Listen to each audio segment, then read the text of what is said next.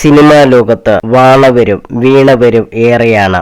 ഒരു കാലത്ത് താരമായിരുന്ന പലർക്കും പിന്നീടൊരു ഘട്ടത്തിൽ കരിയറിൽ വീഴ്ച വന്നിട്ടുണ്ട്. നടൻ രതീഷ്, റഹ്മാൻ തുടങ്ങിയവരെല്ലാം ഇതിന് ഉദാഹരണമാണ്. ഒരു കാലത്ത് മലയാളത്തിൽ ഏറ്റവും തിരക്കുള്ള നായക നടനായിരുന്നു ശങ്കർ.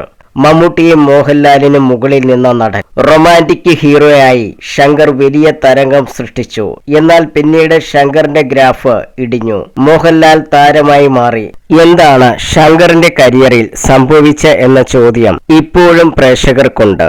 ശങ്കറിനെ കുറിച്ച് സംസാരിക്കുകയാണ് production manager Manarcad Ramesh. Master bin YouTube ചാനലിനോട് സംസാരിക്കുകയായിരുന്നു അദ്ദേഹം. ശങ്കർ പാപമാണ്. അദ്ദേഹത്തിന്റെ ഒരു തലേ രാഗം എന്ന തമിഴ് സിനിമയുണ്ട്. 400 ദിവസം തമിഴ്നാട്ടിൽ ഓടിയ പടമാണ്. സ്വന്തമായി വീടുണ്ടായിരുന്നു. ആ വീടാണ് ആരോമണി സാർ വാങ്ങിച്ചത്. അവസാനം ശങ്കർ കുറച്ചു ഡൗൺ ആയിപ്പോയി. ചീത്ത സ്വഭാവങ്ങളൊന്നുമില്ല.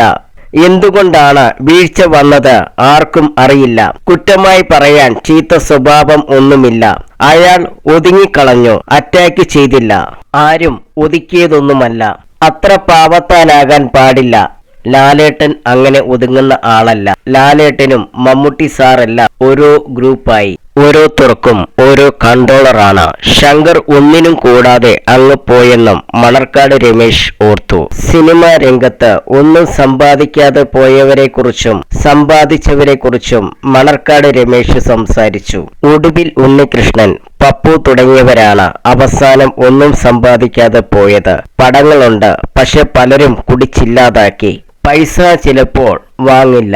ബാലങ്കേ നായർ ഇഷ്ടം പോലെ സമ്പാദിച്ചു. നല്ല ആക്ടറായിരുന്നു. പൃഥ്വിരാജിന്റെ അച്ഛൻ നടൻ സുകുമാരൻ സാറിനെ കൊണ്ട് ഒരു കുഴപ്പവും ഇല്ലായിരുന്നു. അദ്ദേഹവും ഞാനും കൂടെ പല സ്ഥലത്തും കറങ്ങിയിട്ടുണ്ട്. നല്ല പെരുമാറ്റമാണ്. കട്ട് ആൻഡ് റൈറ്റ് ആണ് പെരുമാറ്റം. പൈസ കണക്ക് പറഞ്ഞു മേടിക്കും. പുള്ളിയുടെ വീട്ടിൽ മല്ലിക ചേച്ചിയുടെ കയ്യിൽ കൊണ്ടുപോയി കൊടുക്കേണ്ടി വരും. ഞങ്ങൾ കൊടുത്തിട്ടുണ്ട്. പൈസ കറക്റ്റ് ആയിരിക്കും. അതുപോലെ സ്വത്തും വാങ്ങിച്ചിട്ടുണ്ട്. എത്ര സ്ഥലം വാങ്ങിച്ചിട്ടുണ്ടെന്ന് അറിയാമോ എന്നും മണർക്കാട് രമേശ് ചോദിക്കുന്നു. കരിയറിൽ തന്നെ ഏറ്റവും കൂടുതൽ ബുദ്ധിമുട്ടിച്ച നടൻ അന്തരിച്ച മുരളിയാണെന്നാണ് മണർക്കാട് രമേശ് പറയുന്നത്. സെറ്റിൽ വരാതിരിക്കുക, ഷൂട്ടുമായി സഹകരിക്കാതിരിക്കുക തുടങ്ങിയ പ്രശ്നങ്ങൾ മുരളിക്കുണ്ടായി. മദ്യപാനമായിരുന്നു മുരളിയെന്നും മണർക്കാട് രമേശ് പറഞ്ഞു. 10-ാം അധ്യായം എന്ന സിനിമയിൽ അറിയാതെ മുരളിയെ കാസ്റ്റ് ചെയ്തു പോയി. 2.25 ലക്ഷം രൂപ വേണമെന്ന് പറഞ്ഞു. 2 ലക്ഷം കൊടുത്തു. മുഴുവൻ വേണമെന്ന് പറഞ്ഞു. ഷൂട്ടിന് വരാമെന്ന് പറയും, പക്ഷെ വരില്ല. നടൻ മധു മുരളിയെ കാത്തിരുന്നു. ഒടുവിൽ മുരളിയുടെ സീനുകൾ വെട്ടി. നടൻ എവിടെയെങ്കിലും വെള്ളമടിക്കാൻ പോകും. മുരളി ഷൂട്ടിന് വന്നാലും ബുദ്ധിമുട്ടായിരുന്നുവെന്നും മണർക്കാട് രമേശ് തുറന്നു പറഞ്ഞു. നേരത്തെയും മുരളിക്കെതിരെ സമാന ആരോപണങ്ങൾ വന്നിരുന്നു.